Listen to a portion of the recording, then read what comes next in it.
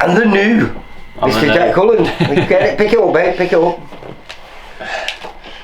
Little beaut, there it is. That's the IBF Intercontinental. Yeah. Aye. Winner chicken dinner, innit? That's what it is. I just think you've just put Little Eva, not just on the British boxing map, but now on the world boxing map, mate. Yeah. You know and your fans. Yeah, my fans, yeah. Well, to be honest with you, mate, obviously there was only 25 of them there, and they made some noise. If you'd have asked how many were there, you'd have said there were a good 100. But yeah, you know, listen, it was brilliant, a perfect night. What a place again to fight again in Eddie Hearn's back garden, plus with crowds this time. So I'm just hoping soon, mate, and everything's gonna be back to normal soon, and getting a big arena, nice big arena for all, especially. Maybe get to defend that at the Manchester Arena. Manchester Arena, yeah, you know. Sharing the top billing. Yeah, it'd be nice, wouldn't it? Obviously, everyone can come then. Everyone who supports me and everyone who wants me to do well in life. Yeah, well, listen, it was.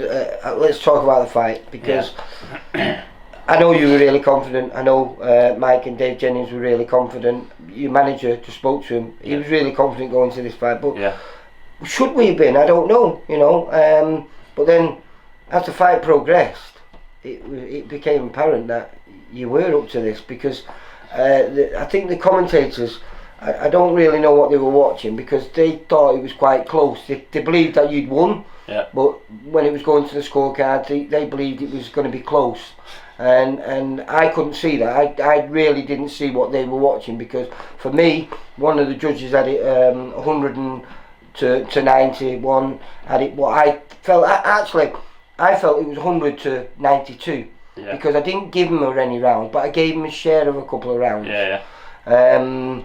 But the judges seen it, how everyone at home seen it, and how all your fans seen it there. It was a very dominant performance. Yeah, it was, mate. You know, it was, and I was actually boxing. Do you know what I mean? Like, well, listen. Since we found out we're fighting you, doing what it was called, the deal was not get involved in a fight, and everyone knows I like getting involved in a fight. And we've worked on it in the gym and by boxing. We knew he was going to come forward.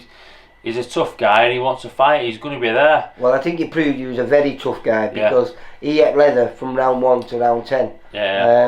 He ate everything that you threw and didn't really connect with too much. Do you think his downfall was when he wouldn't shake your hand at the weigh-in? Because I think I didn't get it. You know what I mean? Like, at the end of the day, if you've got, listen, some boxers have got a reason why they're like that, but then there's other boxers like, you know what I mean? At the end of the day, we're both in there. You both should respect. At the end of the day, you should be respecting each other. I tried shaking my hand and he kind of fucked me off. Yeah, so. But you know, it was funny, because he stood there and he's looking up at you and you're looking down at him, and it was like it was bizarre, mate. It was really bizarre.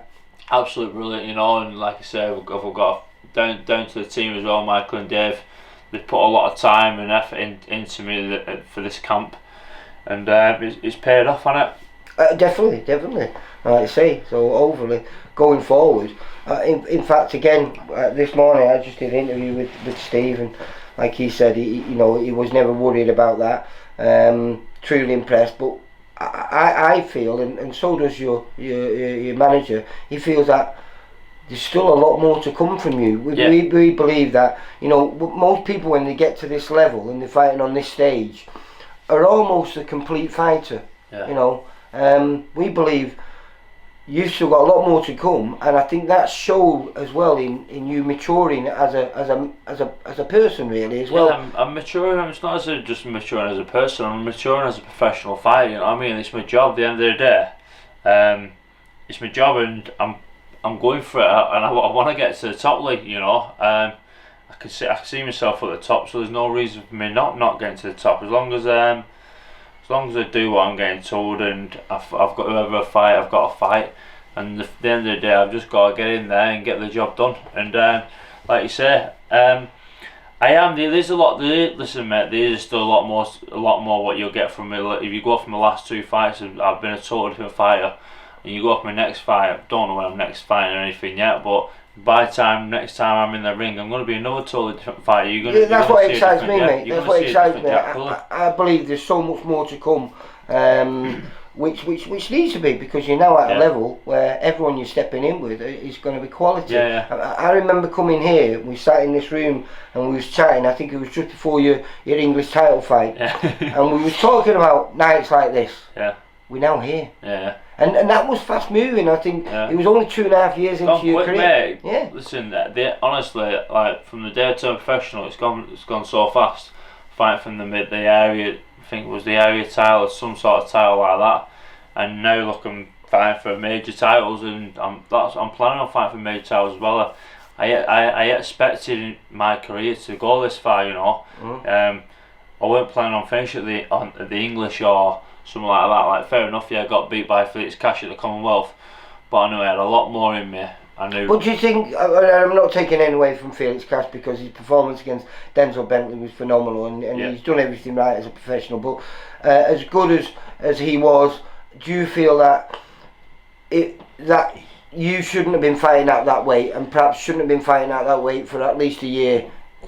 Before that. Like I just said there, then Felix Cash, you know, listen, end of the day on that night, the best man won, but I am a super middleweight fighter, and I should have been a super middleweight fighter that night. You know, I shouldn't be boiling myself down to 11 stone 6. It's dangerous. I weren't eating fight week. I was no food, cutting the water out 3 nights before. It was just ridiculous what I was doing. End of the day, I'm a super middle fighter. I'm 6'4". You know what I mean? I'm still growing, mate, and I'm strong. I'm strong at super middleweight. Well, what we're saying, I mean, this fight wasn't even made at super middleweight. It was like a catch weight, even though it was for a super middleweight title. 11-10 it was. 11-10. So 10, you know, that means you've still got another £4. And we were saying, this is another reason why it excites me, because you've never really fought as a super middleweight, as a true super middleweight yet. And that's what I mean. I'm growing. Honestly, I'm going into a proper super middleweight. And at the end of the day, I'm going to be soon. I'm going to have to be making weight. I'm going to have to be boiling right down to make super middle. You know what I mean? I'm going to be a big super middleweight. Really soon. Maybe after this weekend. No, back in the gym on Monday, mate. Listen, back in the gym, and at the end of the day, like I said, it is a major title what I've won, but I'm expecting to win major titles like that, and get back in the gym, and I'll focus on, and I'm hoping Matchroom and DAZN they get me back out before Christmas. Do you believe you could be? I don't know too much about Little Lever, but I don't think they've ever had a world champion boxer before. Do you think you could be there first? I think I could be the first one, yeah. Definitely, mate. We'll leave it at that then, because I know you're busy and you've got loads of things to do. Thanks for giving me this little bit of time and showing me the belt, mate. But congratulations, like I say, fantastic performance, and let's hope there's going to be many more of these nights. Yeah, nice one. Cheers, Lee. I appreciate it. Thanks for coming down. My pleasure. Nice Take care. Mate. Thank you. For all boxing info, news and latest interviews, amateur and pro, across the north, click and subscribe. VIP Boxing Promotions. Also Twitter, Instagram and Facebook.